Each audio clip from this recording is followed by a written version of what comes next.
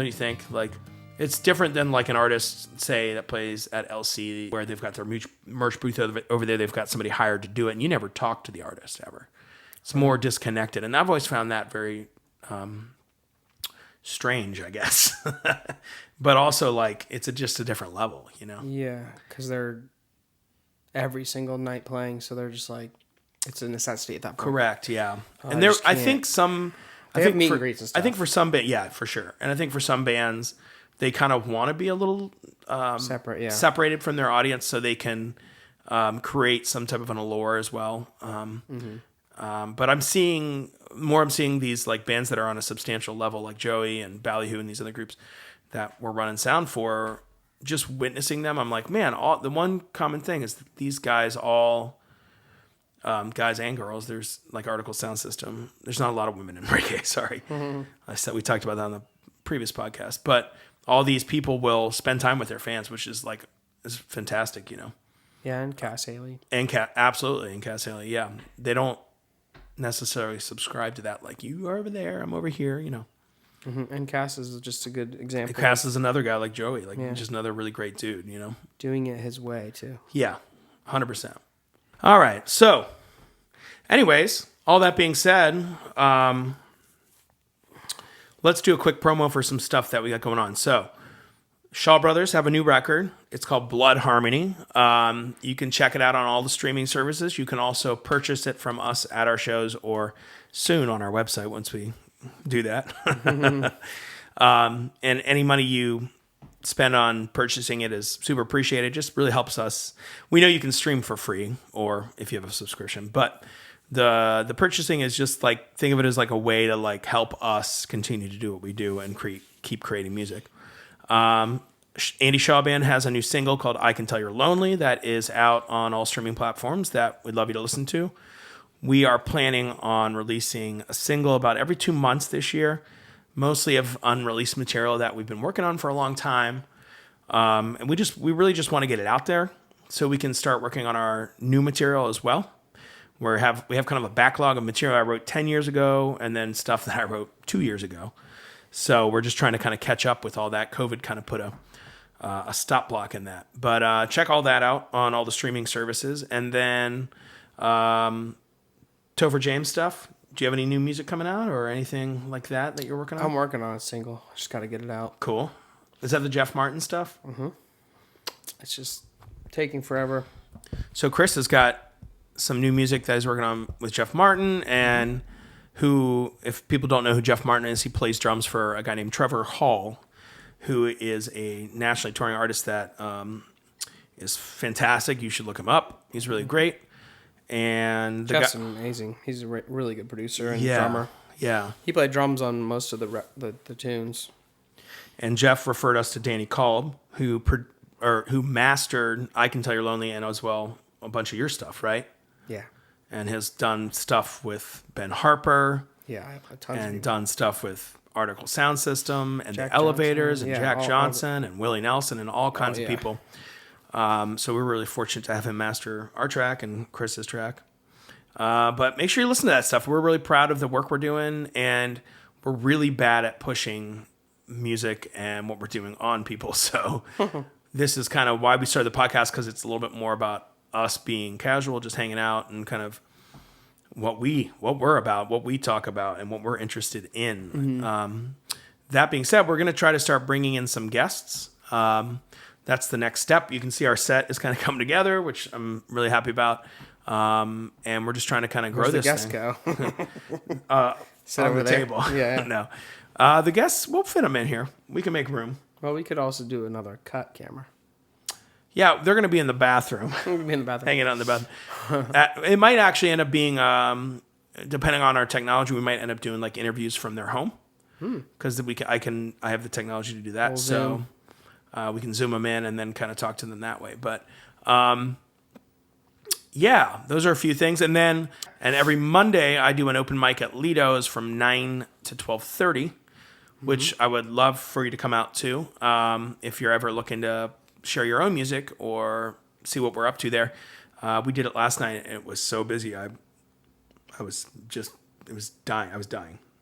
We had like 16 people come out And that happens every so often, but it doesn't happen every week. So if you're ever thinking about coming out, get up there about 8:30 and we'll get you on the list. Last Tuesday of every month, song share at the Song Summit, share. 6 to 8.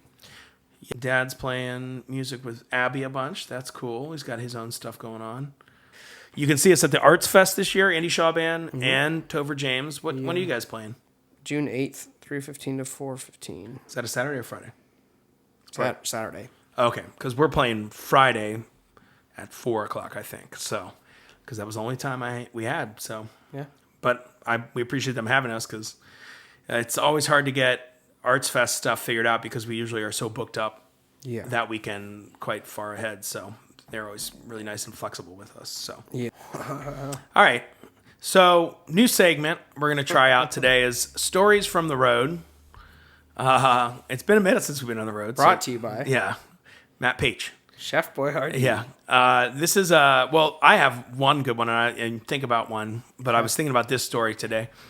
Do you remember when we played in Jupiter, Florida at must have been Guanabanas and Matt Page was playing bass with us in those days. So it was Matt Page, Dad, you, me, and Did Dale go on a tour? no. Dale Oculus, shout out. No, there was a guitar player, wasn't there? Was it Ryan or was it before that? No, it wasn't Ryan because he would have been. No. Matt Page at Guanabanas? I don't remember that at all. So it was a tour we did with Matt Page. It was you, me, and Matt Page.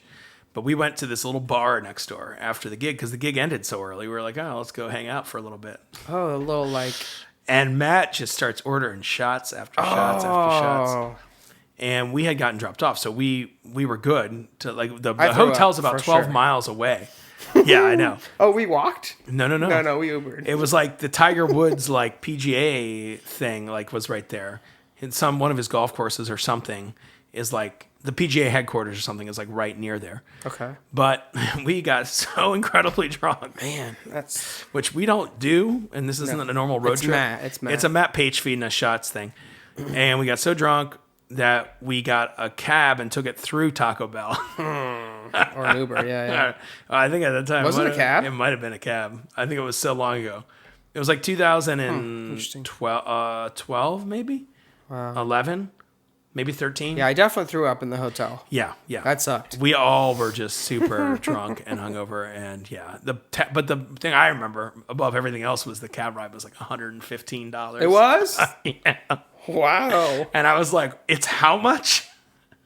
Whoa. But we were drunk. We were like, we're doing the right thing. I mean, we didn't have a car anyways, so we couldn't have driven. But it was so far away, and there was nothing around there. I do remember that. That was a crazy story. I remember that. Wow. Or the... yeah, there's a lot of good stories. I'm trying to think of some other humbling. John Libertor being like, there's a gator in those waters. Yeah. Because he went on tour with us. Yeah, back in Florida. Back in the day when we used to tour, I had this theory. I was like, well, if we go to Florida, it makes more sense to like go to some central regional area, not necessarily on the beach, but like you could go 3-4 miles inland even, and rent a place that you kind of use as home base and you tour out of for like a week, and then I think it was great. And then you go somewhere else and you do that again for a week, and we did that a couple of times and it worked really well. So we did this a few different tours, and I think it was great because it gave everybody in the band like their own opportunity to kind of recharge separately and have their own space and not have to, but sleep on top of each other. Yeah, we certainly had many tours that were that way. That the hotels suck. The hotels suck. Hotels are expensive. Work. It's horrible. We can't afford an RV. All this stuff. They're actually more expensive. But now they're way more expensive. So I don't know what we would do now, but we'll figure it out. Like Airbnbs are more expensive. Well, Airbnbs and rental homes, yeah, they're all really they're way more expensive now. So I guess we'll just figure that out if we go back down. But my big theory, though, before the market recovered, was to buy a house in Florida, right, and get like 5 or 6 other bands to kind of not timeshare. It's a timeshare. Well, not timeshare, no, because actually, like, I'll buy the house, but then like the 5 or 6 or 7 other bands that we're friends with, like, allow them to like rent out time in it, like at a really good rate, right? Way less than you would have to rent a house, like for a tour, Right. Like if the mortgage was only like, let's say if you bought a house for 100,000, you're at about 600, 700,000 a month mortgage, ish around there for a month. So you could rent the place out for a band for 2 weeks for $700. Right. And then it kind of just helps you pay for the place and, but gives them a cheaper place. That was my idea for a while, but it was also relying on the fact that people would have to tour down there. Right. So But a lot of coordination. But now it's all different. I mean, like now I would buy a house and just make it an Airbnb. Right. And then I would just, when we needed a place to stay, we could go to it, Yeah. That's the kind of thing. But yeah, it's different now. Everything's way different. In 10 years, the economy, like as far as how expensive things are, is crazy. Everything's more expensive. Let's see. Dan Mitchell driving the van. Oh, yeah. From like Crunchy 2 Towel, in yeah. the morning and going to didn't he want to go to Cracker Barrel? So Dan Mitchell's big thing in Florida is Primanti Brothers. Oh, Primanti Brothers. And we drove quite a while out of the way from a gig that ended at 4 a.m. That was the to get to Primanti. Jacksonville or Fat Cats Cats in Fort Lauderdale. We've played there a few times. Great spot. Shout out to Eddie. Love that guy. it's 4 in the morning, right? The It end was of the like gig. 4 in the morning when the gig ends, and we're driving to this Primanti Brothers at like 5 in the morning. Wow. That was Because for some reason they have a Primanti Brothers in like Florida. in that area. Right. I have It's no from idea Pittsburgh, yeah. Yeah, it's from Pittsburgh, but it's just It's Pittsburgh fries and on there. a sandwich. That's what it is. It is. It's pretty good. I mean, it's pretty good drunk food, but it's good. I mean, it's fine. good I don't if you're know. into that kind of thing. I don't know. You might not I be like into that Dan thing. Mitchell, but I didn't think it was that worth it. I'll let Dan know you've have Oh, he'll your know. feelings. Dan, I'm calling you out. Check out Dan Mitchell Photography. He's great. We love him. Dan Mitchell Multimedia. He's awesome. We love him. We love Dan. He's hilarious. But yeah, I don't know. We've made a lot of friends Zach, even doing those tours, even though Zach they weren't and- like packed. right? Zach. Some of the gigs were just really wait, fun. Zach Jones. Zach Jones. Okay, yeah, he's hilarious. He's hilarious. John Allen. And John Allen, they were really Will fun to tour Strickler, with. super quiet. Ryan Sullivan. and we love Will, by the way, but he's Right. very He's quiet. very quiet. And Ryan, very too. Quiet. And Ryan In the is van. very quiet Remember in the van. in the van? Very. Is Ryan back there? anything. We left him. We didn't know he was in there half the time. And we met Victoria Lee. Yeah. We played with her down in at Terra Firmata in Stuart, Florida, and now I see her popping up all over the place with a lot of the people that we already know, like Jeremy Anderson from Treehouse and Austin Grimm from Roots of Rebellion, and also she's playing at that place in the islands that I want to get a gig at. What's it called? What, It's called the. it's not Caymans. No, it's Virgin Islands, U.S. Virgin Islands. Okay.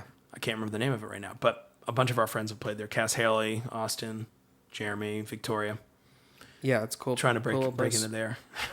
It looks awesome, and it'd be a good fit. Yeah. But if you can make your vacation your gig, or your gig your vacation, Yeah. that's always good. Right. I heard a band that said that recently. They were like, just pay for our stay. Yeah, That's fine. that's fine. Yeah. I don't remember what that was. It was an anecdote. Sometimes that's a but- good thing. It's Yeah. yeah. Why we're not? we're humble. I'm looking forward to the next adventures because I feel like The road is calling. well, the road's calling for sure. So anybody that wants to have us play, please let us know. All 6 of you from regionally or locally based, I'm sure that are listening to this. Please, All 6 of you. Still let us know. We still need those gigs, but yeah, we're trying to get down to the southern part of the country in the winter again to try to kind of reestablish some connections and hopefully make some opportunity for ourselves because this business, if it's nothing else, it is about taking agency over your career and never feeling you have gotten, we talked about this before and it's like, it's true. Like we're always creating opportunities because we have to. Mm-hmm. And we come from Columbus, Ohio, which is a very independent music city. Everybody is very independent here. There is no infrastructure really for like label systems or booking or any of that stuff that exists here. Mm-mm. So everybody has got to be independent and do yourself and work hard. But we're all right with that. It's talented city. Yeah. We love being here. It's affordable, good place to raise a family. Mm-hmm. I like that there's no stereotype of country music or blah blah blah. Yes. You can kind of do whatever you want, but it would be nice to have more infrastructure and stuff. We're trying to create some of that stuff. Well, I know you are with Move Your Music Forward. Yeah.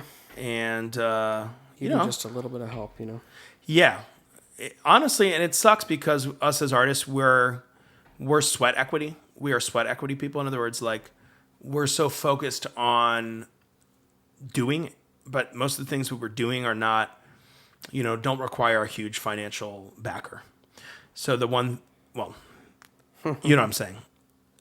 They require us to get paid, like a gig would, but we're not getting paid $1 million when we play a show. Right. We're getting paid a fair amount.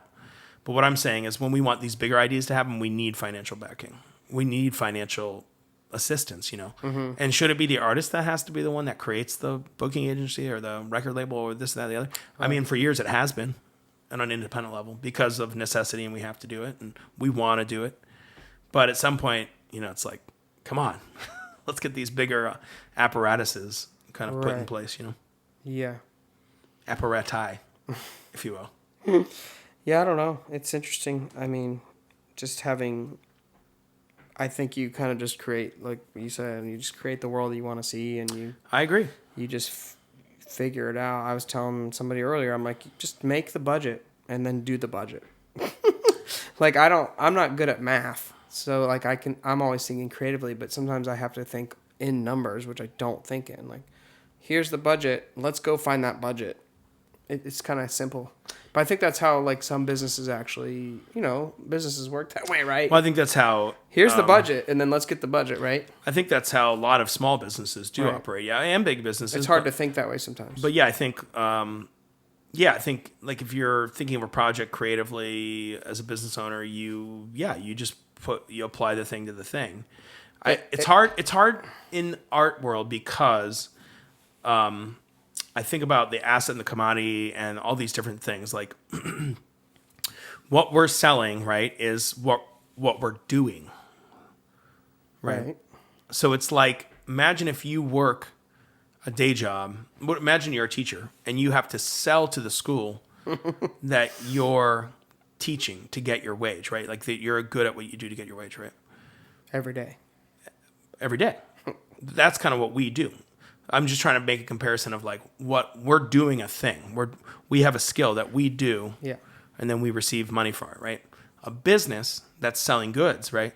They open a business, they create a product that they sell. They're selling that thing. Right. It is them that created it, but they're selling that thing. The thing, not them. Right. So that's a good, and that goes and goes and goes.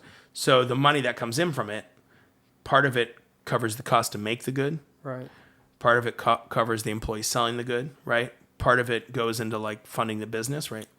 So there are all these things, but I think about these two different things because I'm like, am I the good or the service, right?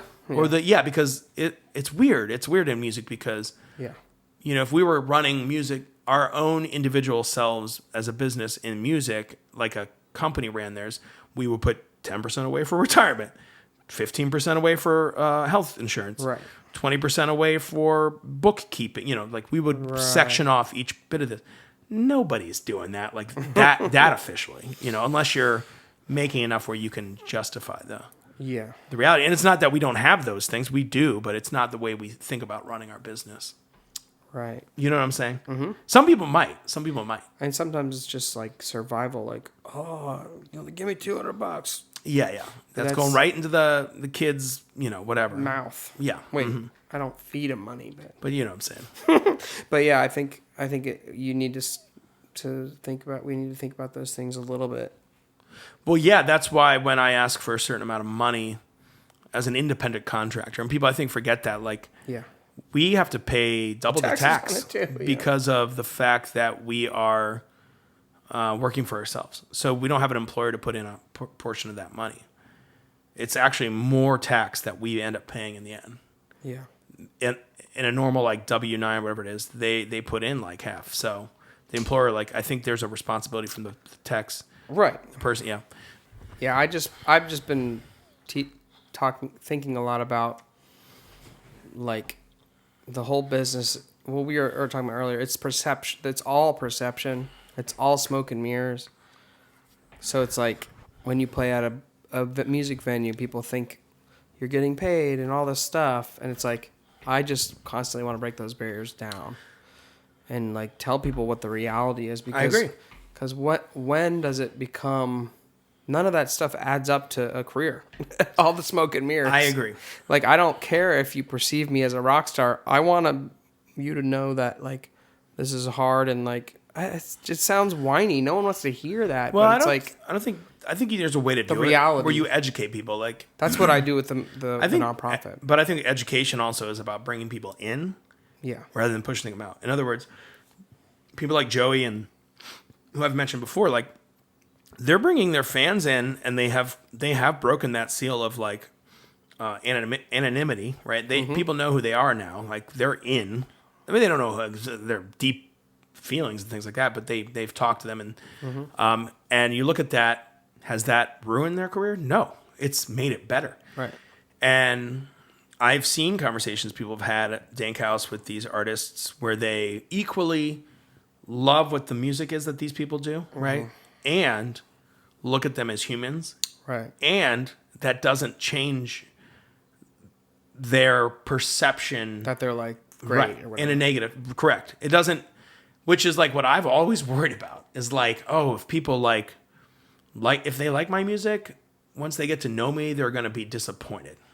No, I'm serious. That's kind of what I think about. Like, I think like they're going to think, and I don't mean like, oh, he's like a shitty person. What I'm saying is like, they're going to be disappointed in that, like, oh, cool, you're old news now. And I think that comes from being in this town for so long and not going anywhere, really, not really going anywhere like enough to, in your own town, you do get to be old news. People see you all the time. Why would they come out tomorrow if they can see you next week or the next day or the next day? It makes 100% sense. And I understand that, right? Yeah. So there's this like weird thing where it's like, well, where is the place? I don't want to, like, I'm not looking to grow fame. That's not what I'm talking about. I'm talking about grow supporters of what I'm doing. Yeah. No different than a Patreon or whatnot. You know, we're looking for people to come in, and that can be anybody. Like when we get on the road, you know, we're just trying to meet people and make friends and make relationships. And we have done that, although maybe at a turtle speed in the past. It's just hard to find a place to fit in when you're not this black and white. It kind of is black and white. It's like people see it local touring. Correct. That becomes the black and white thing that like we have to fit into, but we're not that, and we don't want to. Right. But local and touring has no It's all gray. bearing on talented Of course. or untalented or good or bad or gifted But or ungifted.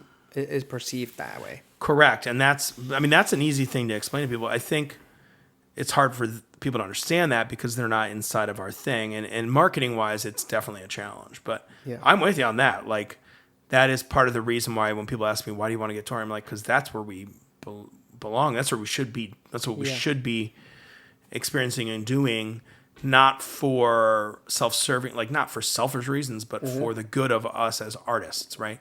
Part of that creative vision. It's perceived. It's a one-way ticket to be perceived as better. Somewhat, yeah. Right, really. I mean, we've done these tours in the past where people are like, oh, you know, it does elevate your status locally, and then but if they only knew, it's like, well, we're going to these places, nobody cares. Nobody knows who we are. They don't care. Like, Right. But they do care. I'm not, you know, I hesitate to say it so strongly because No, they do. Of they course do care, but you're going out there and you're starting from scratch everywhere you go. Yeah. Which is why I'd like to, you know, I'm trying to focus more on like, you know, there's some friends I've made. I'm going to see about playing with those bands on the road just to, you know, sharing some of those audiences in a way that's like, you know, let me learn. And like, I'm not here to, you know, get rich. I'm here to learn and hopefully support you as an artist, as an opener. You know, that's kind of what I want to be doing. Yeah. That's the next step for us and me, I think. It's all good. I think the nice thing about being an artist is you can kind of pivot or change what you know, on the level that we're on, where we are kind of locals, you know, right now. Yeah. We can do whatever we want. Right. We can get away with more. We can say, hey, you know what? I'm going to create a nonprofit like you did. Right. I can, I'm going to create a little side sound company, which I've tried to do, which is rewarding in ways I didn't think it would be, Yeah. Successful in a way where I'm getting guys employed and fair wages and all that stuff. I'm like, this is great. And then I learn, and then they teach me. And you're making connections. And then I'm helping some of those guys with their business stuff, and they're helping me with my engineering stuff, and it's relationships, and then the Dank House thing. So, yeah, it's an ecosystem. Yeah. I just think of people, like, I was thinking about it, like, it's so easy to just be like, and that's what I don't want to be ever. That person. I don't have that in me. I don't really have it in me. As long as I have the hammer to the nail, as long as I have something that I can be working on. I can always, I have enough all the time to be working on that I'm like, I can just go to the basement and edit video for 2 hours if I need to. I'm the same. So that fulfills me sometimes, and then sometimes I'm like, I'm ready to write. Right. But I have the ability to have the spaces kind of there for me when I want them right now. Yeah. I think it was because I saw somebody posting, constantly, just like, I don't want to call people out, but we can bleep them out. Okay, yeah, you can cut all this out. Basically, just people posting pay me $200 to do this thing, right? And that's the post. And I'm like, man, there's no imagination to this. I wonder if it works. What context? Was it a music thing? Yeah. They're pay me $200 to play a gig. It was recording services. Which is fine. That's needed, right? So I don't know. It might be good. I'm looking at that man, there's no imagination in this. I'm wondering if this works. Just constantly hounding people very hard sell $200 this. I don't know. Get at me. Every other day. I don't know. It's hard for us to understand. I'm not judging. It's just completely everything of today because we now exist side by side with a generation that's 1 or 2 after ours now. Yeah. And I don't mean that because I don't mean there's anything wrong with that generation inherently. I'm saying sometimes the younger people are looking at things through a totally different lens, and yeah. But I don't know if that's what you're talking about. I just know that. Yeah, I don't know. I guess maybe I go back to the idea of if you're going to look for a problem in the music industry, you'll find it. Yeah. But if you look for a solution, it's problem identifier, problem solver. I just want to be a problem solver. Well, I think that's what we do. I think that's what we try to do. I don't know. I mean, yeah, it's what is success? I mean, that's the thing. What is success? Right. And how much, we can only worry about us as far as our careers go and our success goes. And right. We have to kind of put the blinders on when it comes to other people. I think about it this way. I think I think there are some therapeutic values to the concepts of hey, man, if it's not bringing you something positive in your life, if it's not giving you some type of uplifting blah blah blah blah blah thing, don't disregard that noise, right? Yeah. Or is this giving me something positive or uplifting or fulfilling or ideas of how to do something different? Then take that in.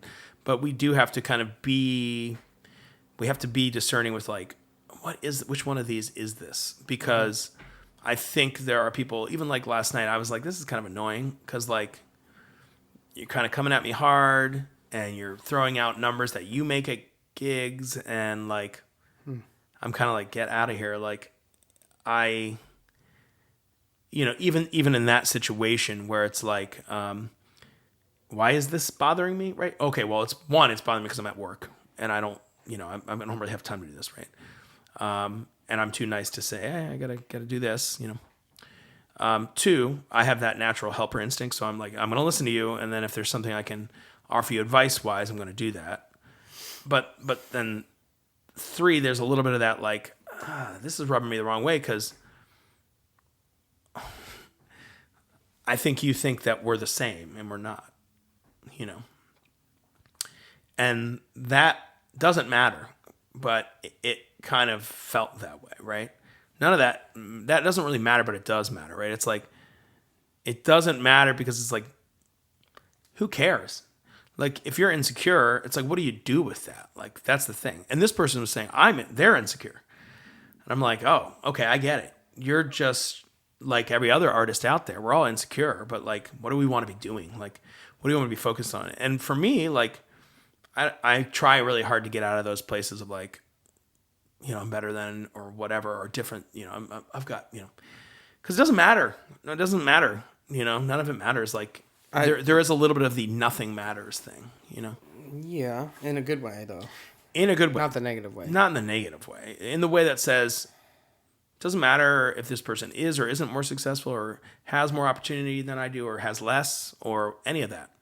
I'm still just going to give them positive reinforcement and hopefully some advice, because the reality is like, I don't do that because I know more. I do that because it feels good and fulfilling for me to put out positive shit out there. It's too hard to compare yourself with people. Oh yeah. And I mean, it's constant. If I told you who it was, you'd be like, oh yeah. But I mean, the other day my friend was like, oh, these people, they never book me. I said, you have to stop listening to your inner monologue. Because that's you. Yeah. I mean, the same person hasn't booked me in 20 years. Correct. And then started booking me. And it's fine. It's a gig. You got to go to the next opportunity. And I'm like, all right, now I'm on a ride here. There's no reason. Well, I'd like to think I got better at gigs, but who knows? Well, it doesn't. I think the So I'm like, that's you. That's your inner monologue. It's not them. Yeah. 100%. They're not thinking about you at all. Well, 100%. Not in a negative way. They're just like doing their thing, right? You have to believe that. Well, also, yes. And I think there was... Or you have a conversation with them. No, 100% that. But I think the reason why it kind of did bother me is because... I'm not even talking about your thing. No, I know you're not. So I'm trying to be careful because I don't want to like be rude to anybody. But I've had a few... There's been 3 or 4 people in the last year that have reached out about me booking them. Right? As an agent, like a booking agent. Yeah. Because why? Because I book myself well. Sure. And they don't book themselves well. I mean, let's just put it that way, right? Yep. They need help with that, right? And there's nothing wrong with that. Everybody needs that. Yeah. And I've had to kind of... The instinct to me is to help. Because we want to help. Yeah. But the longer sitting with myself is like, no, I'm in the middle of working on my career. And doing that is... would be me stopping what I'm doing for myself to help you for a monetary value, which I'm not interested in doing. And I know that could sound certain ways to certain people. You have to understand there's like only so much time I have. Yeah. And I don't already have enough time. There's nothing wrong with that. So I have to say no to that kind of thing. Even if the money's good, I would still be like, no. Yeah. I can't do that. And by the way, like I don't want to be a booking agent like for you. Right. I don't want to be a booking agent for me. Yeah. I want someone to book me. Yeah. So we're all feeling that way. And I understand that, and I'm sympathetic to that. So that's fine. And I think the reality is like, that kind of goes back to our other thing. It's like, that's just a product of the fact that there's no infrastructure for that in Columbus. We do have a booking agent here, but it's more focused on corporate gigs and not things that we would necessarily always be interested in doing. Yeah. Some of them we would, but some of them it's outside of what we do. So anyways. Yeah. It's just hard. It's hard business. And we're lucky to have that muscle or bone or inheritance from we have our parents. The Harry Shaw, yeah.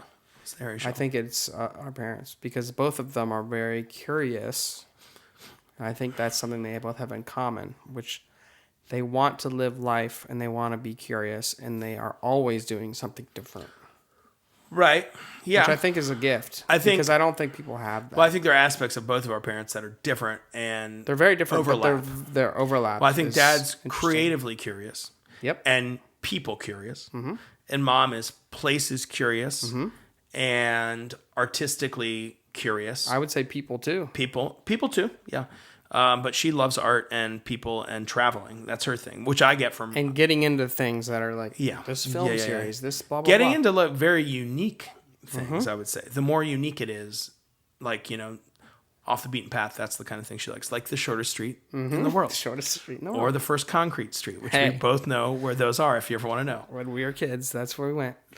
And then you end up marrying a woman from that same town. So there you go. Exactly. But I think that is a gift because I know people that have parents that are younger than our parents that are like, they're done with life. Well, that's the reality is that we don't come from a family where, there's no give up. We don't have a give up button. Like, that's good for today. I'm going to sit around. Right. I don't think I've ever seen dad or mom sit around. Mom maybe has watched a show, but it's not sitting around. Like, right. Or bored. Or bored. We always have something to do. Keep us from that black hole From at the end our of our thoughts? life. Yeah. Well, I mean, my therapist said if you like being busy, that's okay. Yeah. Because why wouldn't it be okay? I always talk. Wait, what do you say? Right. Well, I always would talk to her about like, is this wrong? Like, should I be doing things all the time? But I mean, but I have been. That's what I'm talking about. I've been learning. That's the Harry show. Yeah, but I've learned recently to be able to sit and do nothing. Just sit like. Yes, I do. I stare at the wall. No, I'll sit in my bed. I'll watch a show or whatever. But just that muscle of saying rest is being productive too, because I know I have to fill up my tank a little to get to the next like 9 gigs I have this week. Just, it's a balance. It is a balance. So we just got to keep riding that wire. Yep. Balancing beam. We enjoy it. We enjoy doing a bunch of stuff. So we are trying to do this podcast regularly. We are building up a few episodes currently, so you'll see this later on. So if we referenced anything like the last episode that had already happened maybe a month or two ago, we apologize. But we are going to start a Patreon at some point, and we would hope that you would join. But when that happens, we'll announce that. We're going to try to do a bunch of free episodes first, and then get you hooked, and then start bringing in some guests. So anything else? Thank you for being a friend. Yeah. Thank you for being a friend. Thank you for being a friend. Shaw friend. Yeah. Shocker. Yep. We'll see you next time. Thank you. Bad. This is done.